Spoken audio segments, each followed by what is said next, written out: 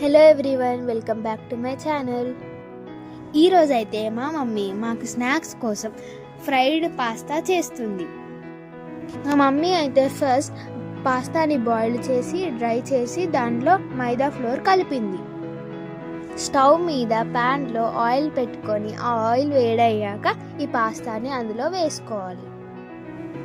పాస్తాలో మైదా వేసుకుంటే దాన్ని ఫ్రై చేసినప్పుడు మనకు ఒక క్రిస్పీ టెక్స్చర్ వస్తుంది. పాస్తా ఇలా గోల్డెన్ కలర్లోకి రాగానే దాన్ని ఒక బౌల్లోకి తీసుకోవాలి. ఇలా మనం మొత్తం కలుపుకున్న పాస్తాని ఫ్రై చేసుకొని అదే బౌల్లోకి తీసుకోవాలి.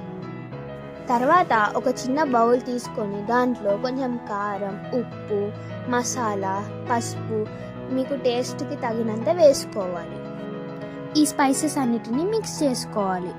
వేరొక బౌల్లో ఈ ఫ్రైడ్ పాస్తాను తీసుకొని దానిలో ఈ స్పైసెస్ అన్నిటిని మిక్స్ చేయాలి. ఈ పాస్తాకి మంచి టేస్ట్ రావాలంటే మనం స్పైసెస్ని మంచిగా మిక్స్ చేసుకోవాలి. కట్ చేసిన ఆనియన్స్ ఇంకా కొత్తిమీరతో ఈ పాస్తాని మనం గార్నిష్ చేసుకోవాలి.